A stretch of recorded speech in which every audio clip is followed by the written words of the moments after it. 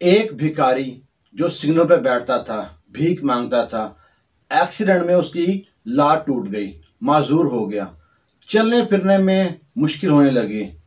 वो एक अपने दोस्त सीनियर भिखारी के पास गया, उससे जाके मशवरा मांगता है, यारों को मशवरा दो, क्या करूं, मैं सोच रहा हूं लात का इलाज करा लूं। वो कहता है तुम्हारा दिमाग खराब हो गया है, ऐसा सोचना ही मत, तुम तो खुशकिस्मत है। वो कहता है वो कैसे?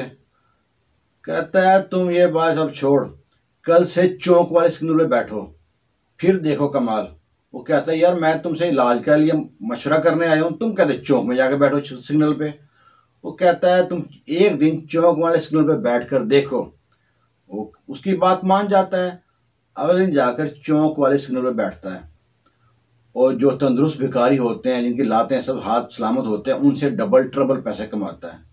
वो समझ जाता है कि मेरे भिखारी रहने में ही फायदा है।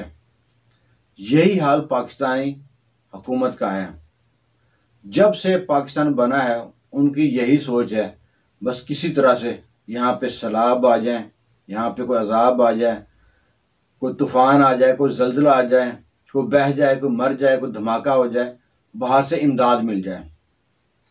सीन डूबा हुआ है, 5 माह से पानी खड़ा है वहां पे।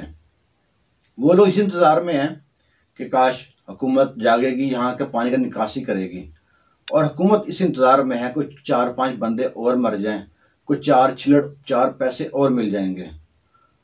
टीवी में ऐलान होता है कि इमदादी कॉन्फ्रेंस बड़ी कामयाब रही, हमको इमदाद मिलने की अनकरीब उम्मीद है, बड़ी खुशी होती है इनको इमदाद मिल रही है।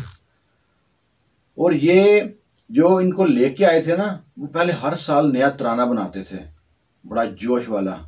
इस बार इतने पैसे इकट्ठे हुए हैं कि टाइम ही नहीं मिला उनको तराना बनाने के लिए। और ये हम लोगों के खुद से सोचने वाली बात है कि हमको किसको चुनना है। एक मर्द मुजाहिद आया था जिसने कहा था ग्रीन पासपोर्ट की इज्जत होगी, यहाँ पे बाहर से काम करने वाले लोग यहाँ पे आके काम करेंगे, यहाँ पे आईटी में काम करूँगा, इंडस्ट्रियल में काम करूँगा, काम होगा, यहाँ पे टूरिज्म बढ़ेगा। लेकिन हमारी जो हुकूमत चलाने वाले हैं, जो आहनी हाथ हैं, खलाई मखलूक हैं या न्यूट्रल हैं, जो भी हैं, वो कहते हैं नहीं, जब बगैर किए ही पैसे मिल जाते हैं, बस यूं करना है, बस यूं करना है, पैसे मिल जाएंगे तो क्यों इंडस्ट्री लगाएं, कारोबार बनाएं, ये कराएं। वो सिर्फ इस बात पे खुश हैं कि शुक्र है इमदाद आ गई। वो पूरा साल इंतजार करते हैं बारिशों का, सैलाब का, तूफान का, जल्जलों का, किसी धमाके का, काश ऐसा हो जाए। और अवाम और पगले कब जागोगे, जब सब लेके खा जाएंगे, पीछे बचा क्या है? जहां अपना घर का सगा भाई थोड़ी सी जमीन फालतू क्या ले ले, उसको मारने मरने पे तुल जाते हो, वो पूरा मुल्क खा गया है, पगले कब जागोगे?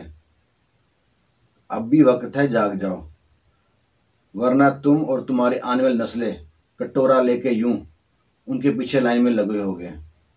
जाग जाओ, उठो पाकिस्तानियों, कदम बढ़ाओ।